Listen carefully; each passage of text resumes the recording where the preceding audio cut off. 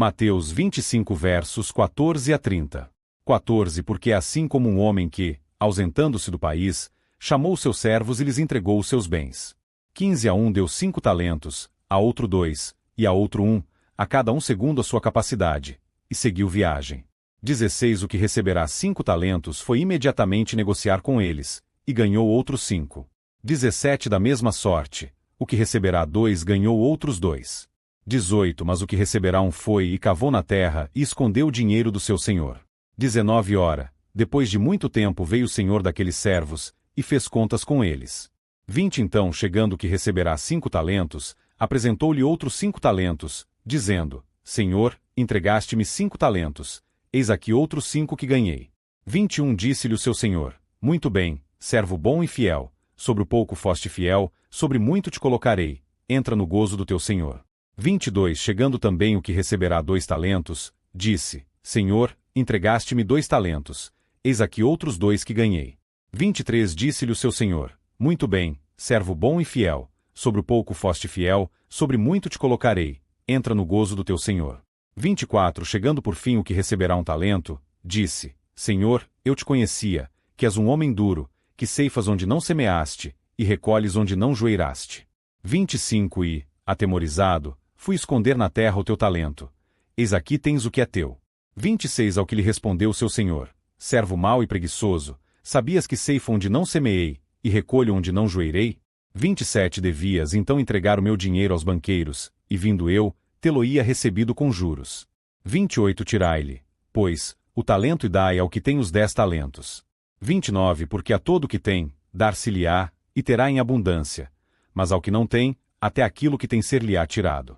30 E lançai o servo inútil nas trevas exteriores, ali haverá choro e ranger de dentes.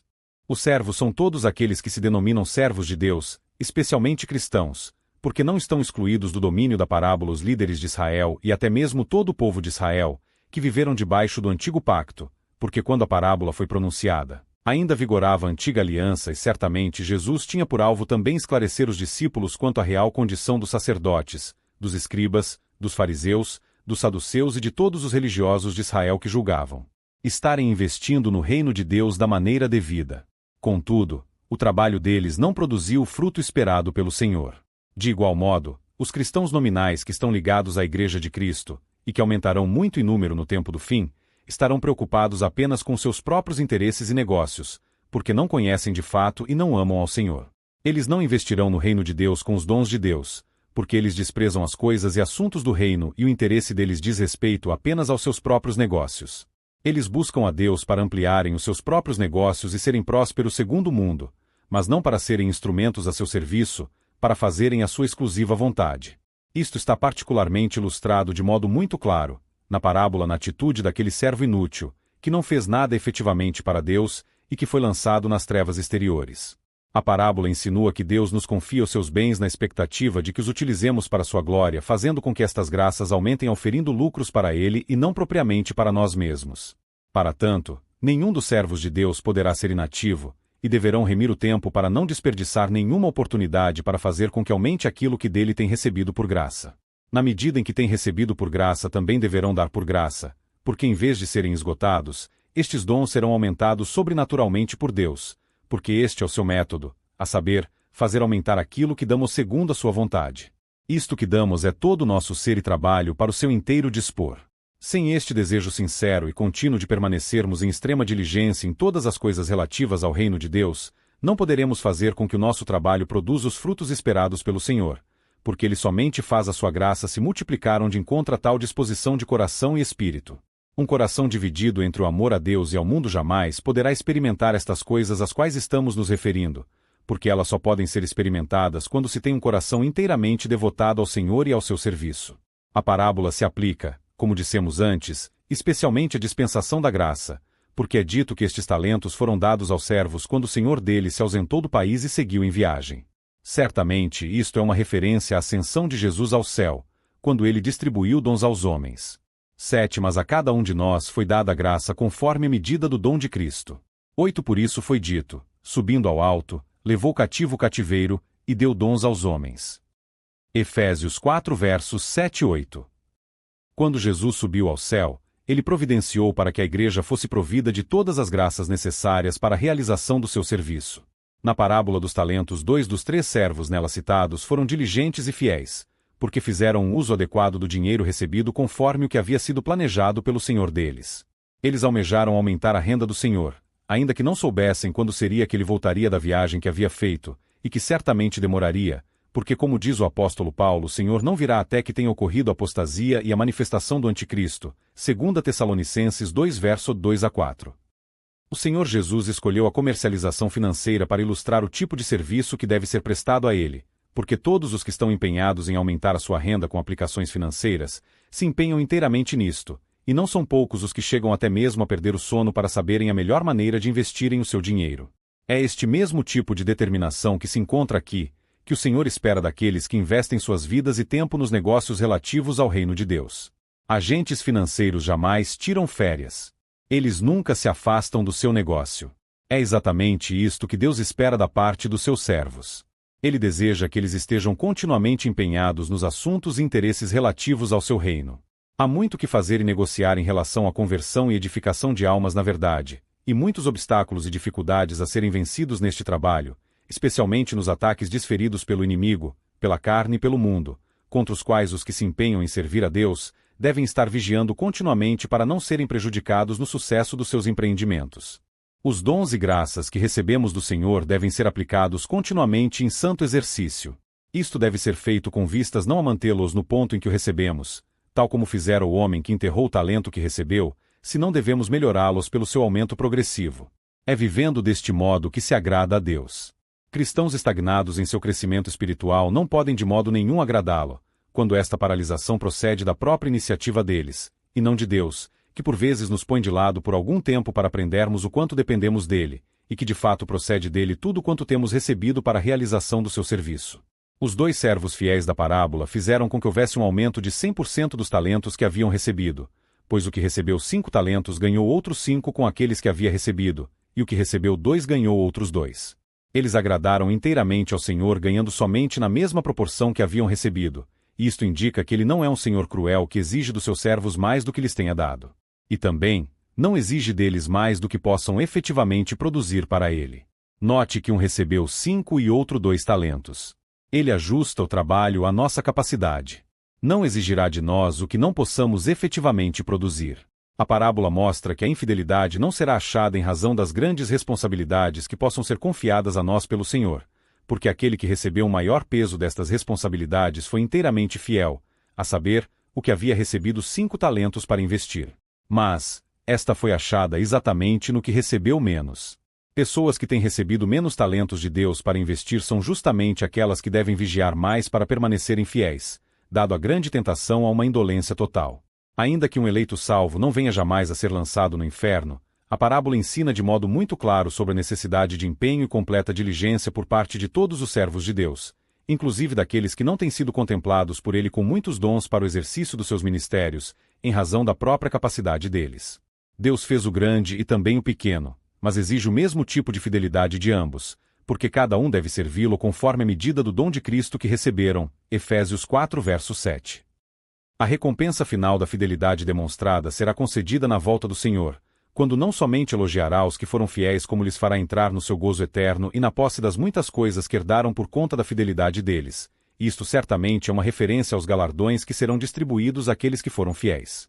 Entretanto, a parábola não tem em vista ensinar que todos os que recebem muitos talentos são fiéis, e que os que recebem pouco são infiéis. Ao contrário, como vimos, ela quer enfatizar que a fidelidade não está relacionada à quantidade que se tem recebido, pois é possível que muitos que têm recebido 5 talentos os enterrem a todos eles, não fazendo o uso que foi destinado a eles pelo Senhor.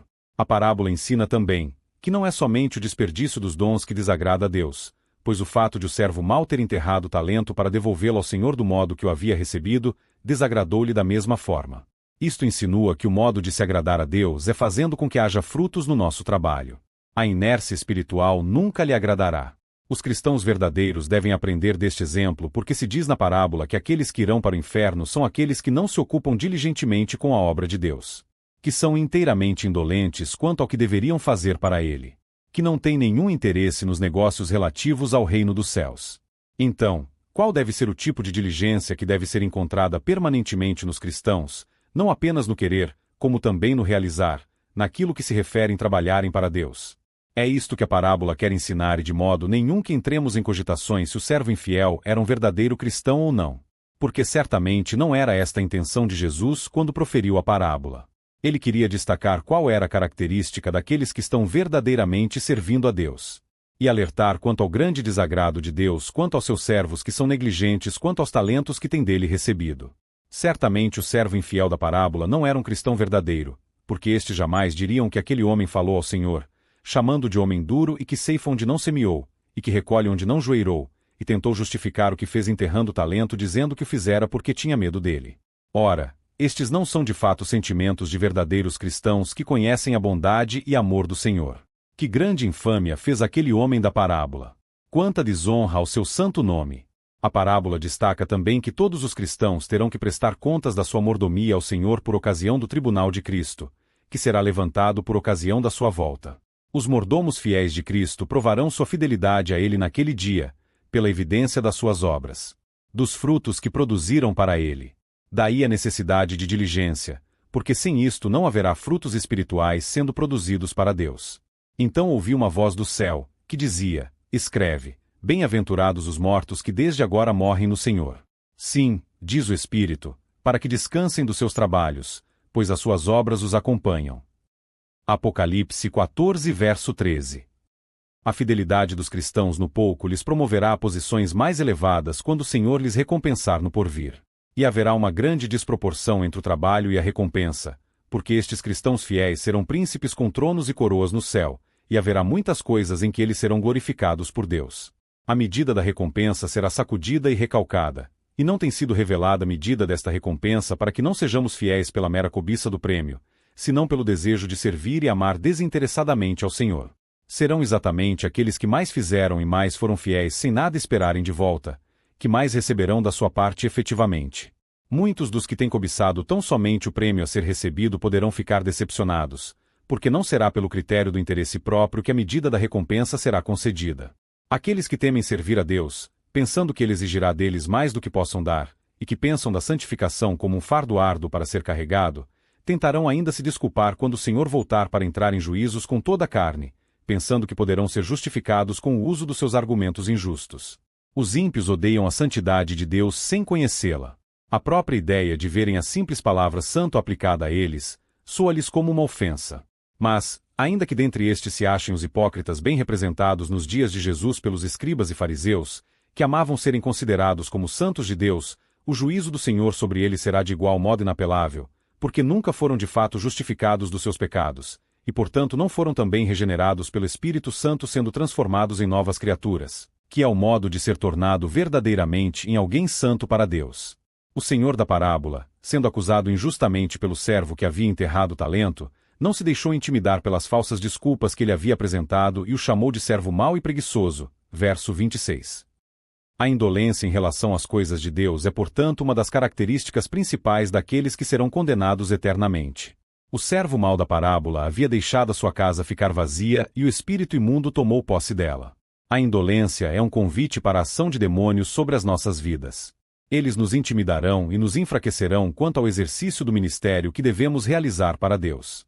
A diligência os afastará porque é por meio desta que nos mantemos continuamente ocupados com nossas mentes e espíritos nos assuntos relativos ao reino dos céus. Há aqui uma séria advertência para os cristãos, quanto à necessidade de manterem suas mentes e espíritos sempre ocupados com a própria pessoa do Senhor Jesus, permanecendo nele, em espírito, para que ele possa permanecer neles. É quando o homem dorme que o diabo semeia o joio no seu campo. É preciso, pois, manter uma firme e constante atitude de vigilância e diligência espirituais. Um cristão nunca deve procurar se poupar quando está empenhado no serviço de Deus.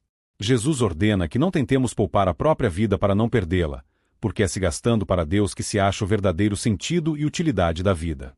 O maior e melhor talento que o Senhor tem dado aos homens, que é o talento da vida, será tirado daqueles que não a investirem no reino, porque eles a perderão numa condenação eterna. A alma deles ficará perdida para sempre no inferno, privada de qualquer possibilidade de poder se unir a Deus. Enquanto estão neste mundo, eles têm a oportunidade de produzirem frutos dignos de arrependimento para Deus, mas jamais poderão fazê-lo abrigando em seus corações pensamentos tão baixos em relação a Cristo, considerando-o um Senhor duro e um juiz inflexível. A graça do Senhor que haviam desprezado e rejeitado será concedida em maior medida àqueles que têm sido fiéis em maior proporção a esta graça. Aqueles que muito têm honrado e usado a graça de Deus receberão ainda mais. De modo nenhum a graça do Senhor será desperdiçada. O talento que foi enterrado terá um bom uso pelo Senhor, porque a sua graça é preciosa e será dada a quem possa apreciar o seu justo valor. A salvação que os escribas e fariseus haviam rejeitado nos dias de Jesus foi estendida a outros, especialmente os gentios se beneficiaram dela. A graça abundante não ficará sem ser investida e produzir o trabalho para o qual ela foi designada por Deus. As bênçãos que foram destinadas por Deus a todos os homens serão devidamente dadas a todos aqueles que as apreciarem. As rejeitadas não serão lançadas fora, mas serão usadas para enriquecerem ainda mais aqueles que têm sido fiéis ao Senhor.